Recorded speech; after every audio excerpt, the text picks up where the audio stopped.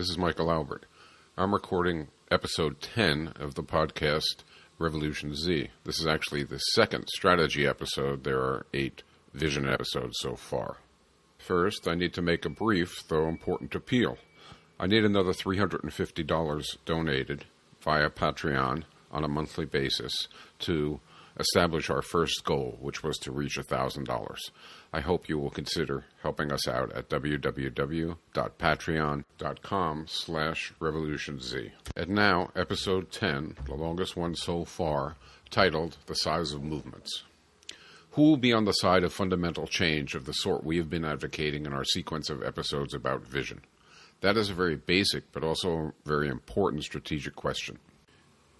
If we said left-handed people are likely on the side of change, it would mean we thought there was something about being left-handed that gave people interests, inclinations, desires, and beliefs that would make them more often receptive to seeking change. It would mean that overall we would find most left-handers seeking change once a movement for change was visible, serious, and growing. It would mean the movement would organically and naturally appeal to left-handers.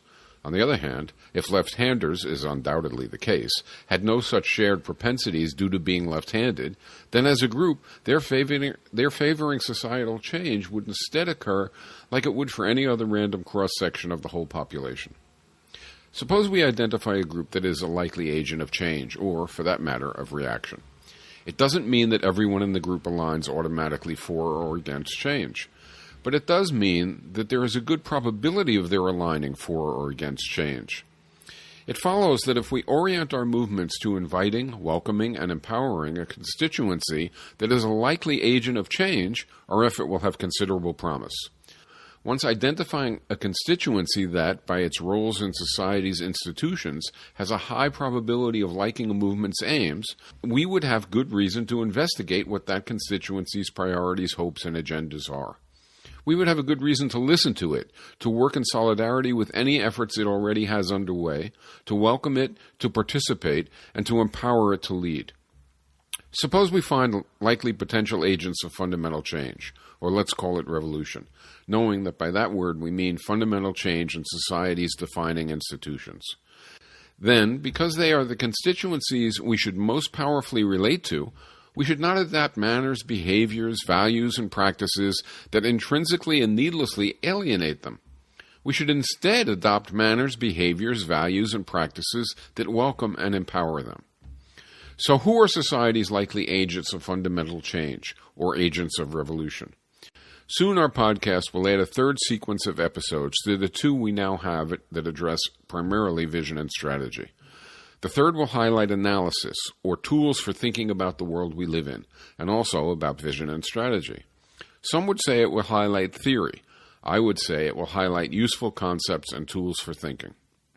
In any case, that new sequence of episodes will emphasize that society rests on the entwined relations of 4 spheres of social life, including economy, kinship, culture, and polity. Each has its own defining institutions. Each emanates pressures that affect how we live and even how the other 3 operate. The next sequence of podcasts will argue that we don't know which, if any, of these 4 is more dominant in defining social relations and possibilities at any moment than the others. It will argue that they all could be centrally critical, including each sphere being capable of reproducing the old characteristics of itself and of the other 3, even if the rest were temporarily changed. It will also make a case that each of the 4 spheres demarcate by the implications of the roles they offer people, contending groups in society which are arrayed in class, gender, community, and political hierarchies.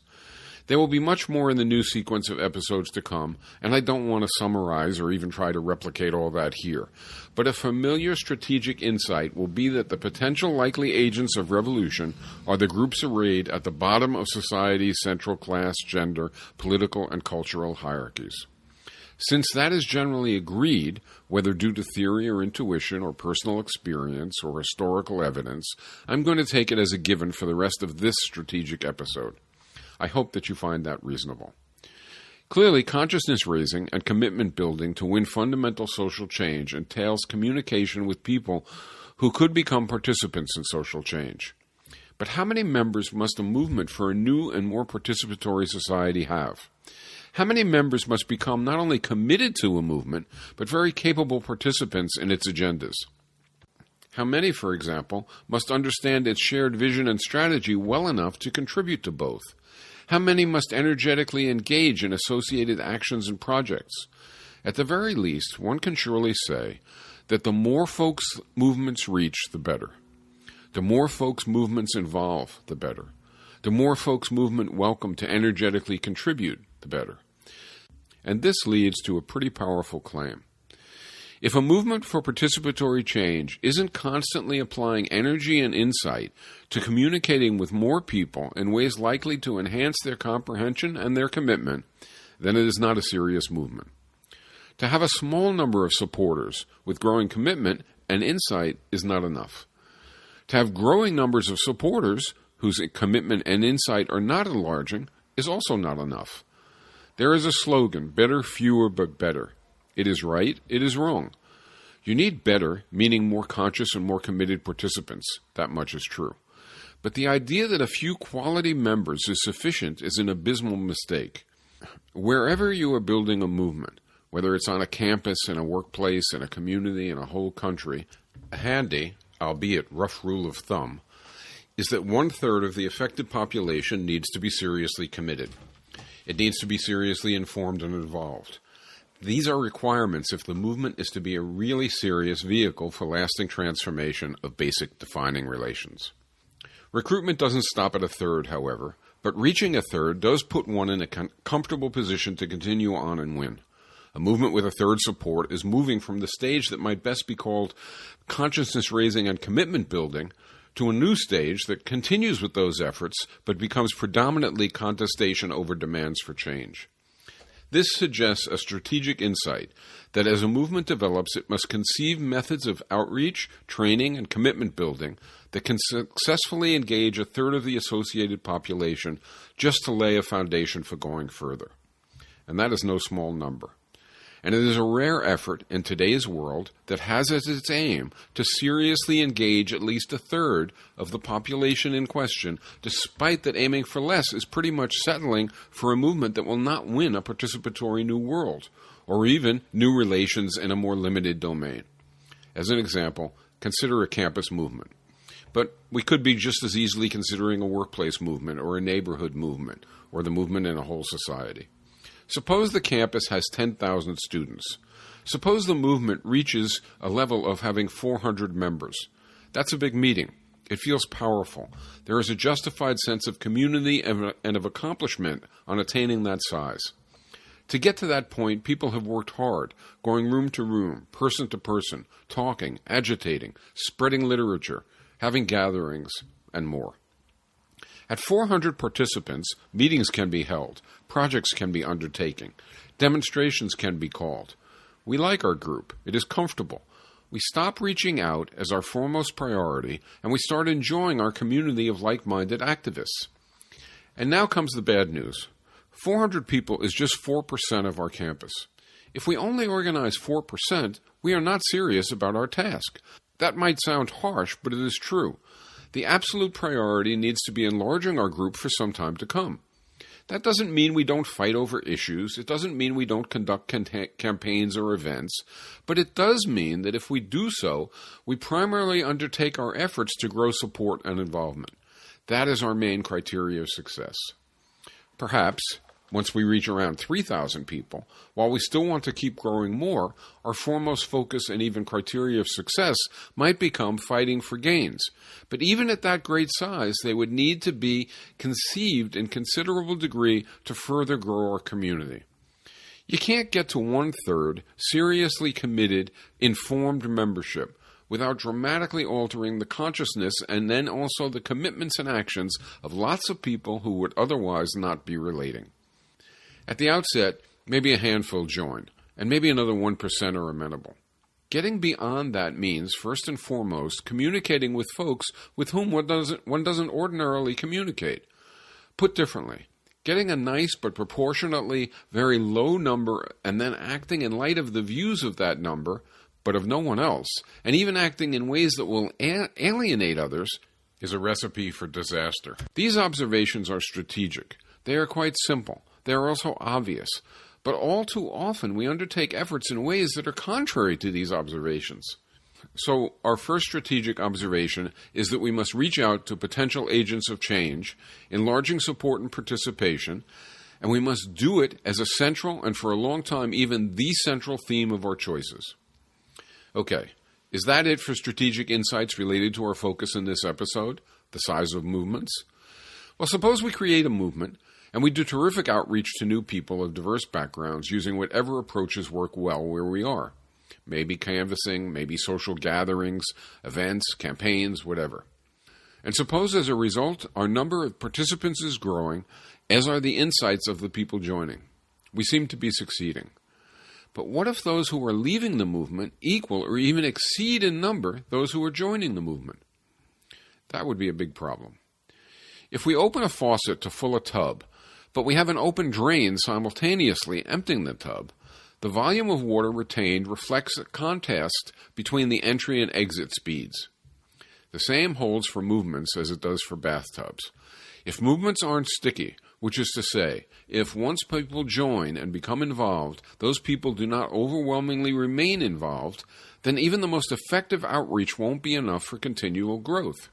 Worse, if exit is faster than entry, we would have steadily depleted movements, ending in total defeat. But why should a movement that is trying to make the world a better place have a significant exit of old members at all, much less have old members leaving faster than new members join? After all, a movement trying to make the world a better place is composed of caring and committed people trying to fight injustice. If members have developed mechanisms for reaching out to their rightful constituencies and are successfully doing that as a foremost priority, why would they simultaneously suffer from even greater numbers of members leaving? The first thing to realize is that this is not a paranoid fantasy. This happens over and over with social movements and organizations to such an extent that it is by some accounts the chief reason for the demise of movements. As evidence, think about the number of people who have become at least somewhat involved with or entwined with or impressed by movements against various wars, movements for ecological sanity, no nukes movements, movements against racism and for civil rights, movements against sexism and for sexual liberation, labor movements, gay and lesbian and trans movements, and neighborhood and consumer movements, among others, since, say, 1965. Add to that people who have taken courses for movement faculty during that period, who have lived with movement members, and so on.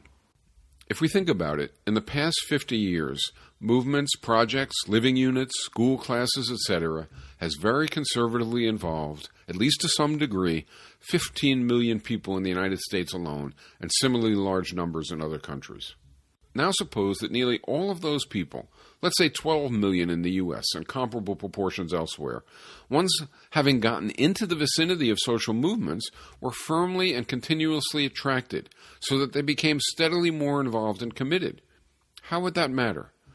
At this moment, if our movements were all sticky in that sense, people entering their orbit were continually attracted more deeply, then not only would most of the 15 million people in the U.S. and comparable numbers elsewhere currently be still actively in movements at a very high level of experience and commitment, there would also be the effects of their work since they were first involved, in many cases decades ago. Thus, they would have been attracting others who would have also become seriously committed and who would have also attracted others. Thinking about this picture makes it obvious that the problem of people leaving movements is, and always has been, paramount to prospects for societal change. People leaving activism is a central matter of strategy, or it should be, at any rate. Whether we are talking about movements initially not doing the work needed to increase their tally of new participants, or then not doing what is necessary to prevent a steadily rising tally of ex-participants, the discussion is critical because the movement tub needs to be constantly filling. We need to open the spigot by effective outreach, but we also need to close the drain so that those we reach stay. Think of the progressive left community as a team fighting against both apathy and outright support for the status quo. Call it team change. To win, team change needs to emanate a field of force that involves potential team members ever more strongly the closer it attracts them. First, a person hears about some facet of team change. There is an attraction, however slight it may be. As the person is drawn closer, the attraction must increase to offset pressures telling him or her to avoid team change. Otherwise, the person will drift off. Closer and closer many people orbit. The force should increase in accord. Once a person joins team change, the attraction he or she feels should sustain permanent membership. Is this team change's actual character, or is this stickiness a goal that we are far from attaining? To decide, we can look at the historical experience that team change has had with potential recruits in the past, and also the characteristics of team change to see whether its attractive force escalates as people get closer to full commitment. Okay, now, of course, team change, the team we're talking about, is everybody who's involved in trying to make the world a better place. If you think in terms of a year or two, then the outreach problem certainly seems paramount. How do we get beyond the choir? But even with our limited means of outreach, if you think about a decade, and certainly about 2 or 3 decades, then the stickiness problem really demands attention. Look at our history and ask what the biggest problem is that we have to correct if our movements are to succeed. Our movement's stickiness, or lack of it, jumps out. That is, it sticks out if we are thinking strategically about the size of our movements. Suppose we come at the situation from another angle. Why should a person, once involved in the logic and dynamics of team change, broaden and deepen their opposition stance and stick to it?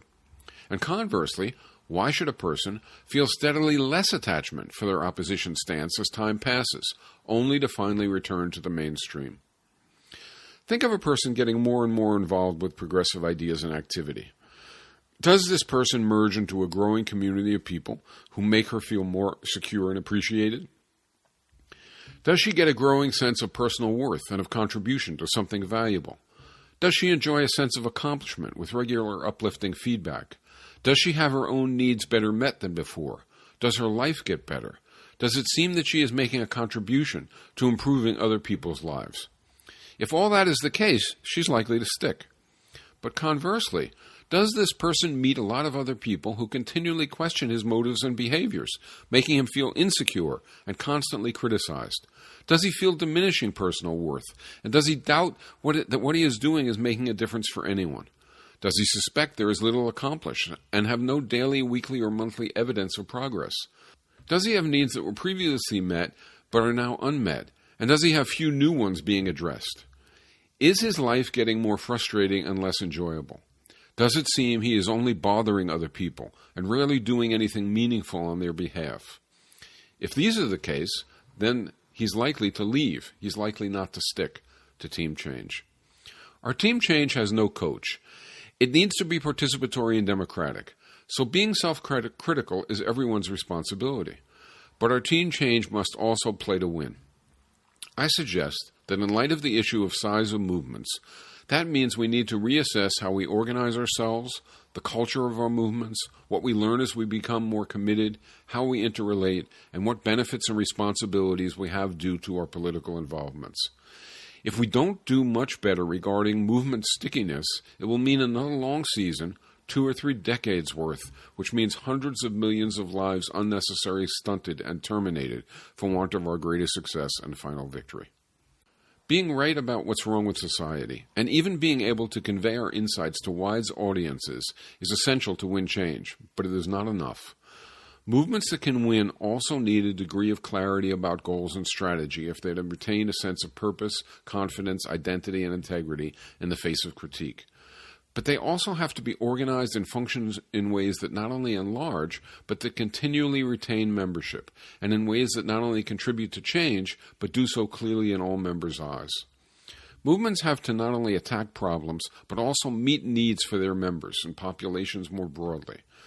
And they have to not only win victories that meet needs, but win victories that create conditions for winning still more victories to follow.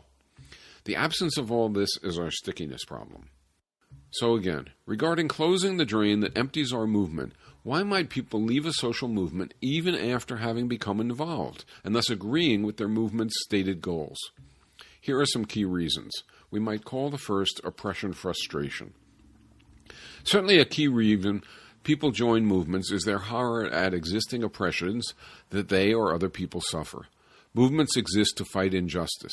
People join movements with that aim. Maybe it's experience with sexism, heterosexism, racism, classism, or authoritarianism that causes a person to join a movement. Maybe it is outrage at the pain around the issue in question, or perhaps most often around a combination of these issues. But here is one reason movements tend to not be sticky, but instead even be repulsive, driving people off faster than new people join. Movements too often saddle members with the same frustrating, depressing, and outraging personal situation that propelled them to join in the first place. Suppose I am outraged at patriarchal sexism, and I join a movement that claims to oppose it. Suppose I then experience within the movement levels of sexism that approach or even exceed those I had experienced in society at large. I may try to endure this depressing condition. Maybe I am so strongly for ending some war that I try to rationalize and otherwise alibi or ignore the sexist setting I find myself in, which is made all the more painful by the hypocrisy of its claiming to be what it isn't. But for most people, a time comes when we are worn down by this sort of thing and we exit. The attractiveness of being opposed to injustice in name, and even in some deeds, is overcome by the repulsiveness of being a party to injustice, perhaps racism, sexism, classism, authoritarianism, in our own daily existence inside the movement that claims to be so much better. One can be eager to diminish and eliminate oppressive dynamics and structures inside one's movement on moral grounds to avoid hypocrisy, and no doubt for many other reasons as well. The point here, however, is that one must reduce and eliminate oppression inside our movements, or our movements will not be sticky, and therefore they will not win. Our next visionary episode will discuss this a good deal more, regarding how movements relate to class issues in society and internally.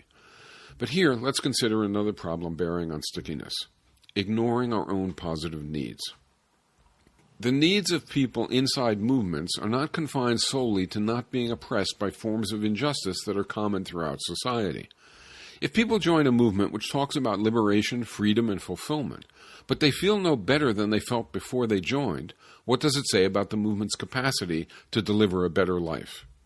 Movements rightly focus their attention on the needs and potentials of oppressed constituencies in the broader society. So far, so good. But they also often pay little or no attention to the needs and potentials of their own members. Members often do not find their lives enriched due to being part of a movement. They often do not enjoy more and deeper friendships. They often do not enjoy a greater sense of dignity and mutual aid. They often find more time for struggle, but not for well-being. They often do not have a better sex life, more intimacy, more caring, less hostility.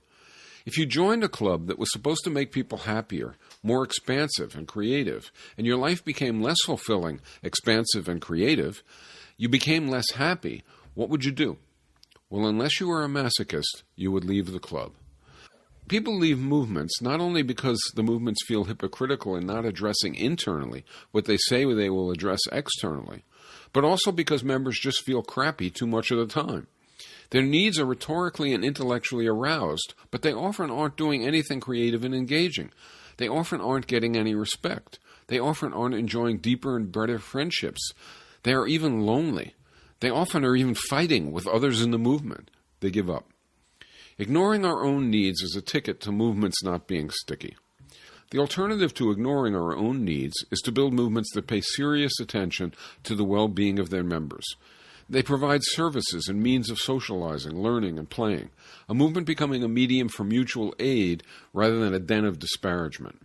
This doesn't mean we simply say that having such things would be nice. It means that we give time and energy to making such things happen in a sustained way, structurally, as part of movement policy and program. It's a part of strategy. It's a part of what's needed. Members are welcomed, empowered. Arrangements exist for mutual aid. Possibilities exist for playing and learning together. Social events for fun and learning are seriously pursued. Services are seriously provided. Economic needs are addressed as part of movement policy and program. It's a part of strategy. It's a part of what's needed. Members are welcomed, empowered. Arrangements exist for mutual aid. Possibilities exist for playing and learning together. Social events for fun and learning are seriously pursued. services are seriously provided, economic needs are addressed. Okay, but is that it for the size problem's strategic implications? No. Another factor that reduces outreach and also stickiness is the belief that there is no alternative. It was enunciated most famously by Margaret Thatcher in the UK, but this belief has also been trumpeted over and over through the decades. The belief, often deeply held even by serious activists, limits our numbers in two ways. On the one hand, the absence of vision and absence of a belief that our movements can actually win a new world causes people to not join in the first place. Why bother pursuing a hopeless cause? On the other hand, people who do join, perhaps seeking something less than a whole new society, in time feel a growing unease. Why am I doing this? It leads nowhere. If we don't know what we want, we can't have a very good plan of how we are going to achieve it. If we don't have compelling vision, we can't have good strategy. But how can movements lack worthy and viable vision? Shouldn't everyone know what we critics of capitalism want? We need vision that is disseminated publicly and also subject to continual refinement. What else can promote real participation? We need vision about economics, politics, law, families, kinship, culture, ecology, education, and international relations. What else can respect society's complexity? Activists have the mental faculties to propose vision. Activists have experiences from history and from our own lives to ground vision. Activists have mental and material means to test vision. Activists could, if we wished, invent, evaluate, refine, and if need be, reinvent vision.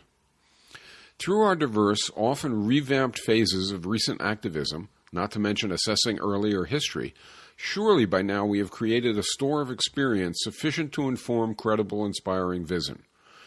So why is it that among the many brilliant leftists who have tackled all kinds of problems with understanding current society in incredible depth, so few have generated, or have even tried to generate, truly inspiring, easily accessible, factually and logically compelling, operationally worthy, and widely shared vision? 200 years of struggle, and we have no widely, publicly shared institutional vision.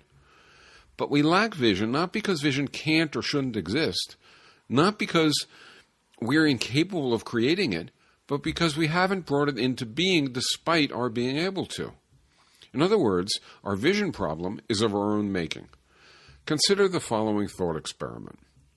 Imagine we made a pile from the past 40 years of all the public talks, interviews, essays, articles, movies, songs, stories, and books that have been about what is wrong with modern society. How high would that pile climb? Would it climb to the moon? Maybe only to the top of Mount Everest? In any event, it would reach very high. Next, imagine that instead we made a pile from the past 40 years of all the public talks, interviews, essays, articles, movies, songs, stories, and books about new institutions, fundamentally new institutions that we want to have in a new society. How high would that pile climb? 50 feet? 20 feet? To our knees? In any case, not very high. Yet when an activist talks with someone who is not on board the movement train, very often the first major query the person will have is, what do you want? And the perspective isn't asking, do you favor justice? Do you favor freedom? He or she is asking, what new institutions do you want that would make life seriously different for everyone? We don't have vision not because vision is impossible. We don't have vision not because it isn't needed. We don't have vision because despite being both possible and needed, we haven't given much time to conceiving, sharing, and improving it. Huge numbers of people know that the basics of contemporary society are broken, or more accurately, that they never worked humanely in the first place. But those same people don't know, and often don't believe, that there is any alternative worth fighting for. When we keep explaining how bad our society is, and how powerful the agents of reaction are, ironically, we are largely telling people what they already know, and worse, we are feeding the main reason for their not lining up on behalf of change, or for their becoming frustrated and leaving from having lined up on behalf of change but without seeing an endpoint, the belief that change is impossible. So that is why this podcast's episodes emphasize vision and strategy. And it is why I hope you will help make RevolutionZ a success by promoting it among people you know, both personally and by social media. And finally, it is why I hope you will consider becoming a patron of Revolution Z via the website Patreon at www.patreon.com/RevolutionZ, so we can get commitments for the last $350 to make our first funding goal. What comes next for Revolution Z? Guests, answering questions from users, from listeners, and video. And so, hoping for your very much needed support, this is Michael Albert signing off until next time for Revolution Z.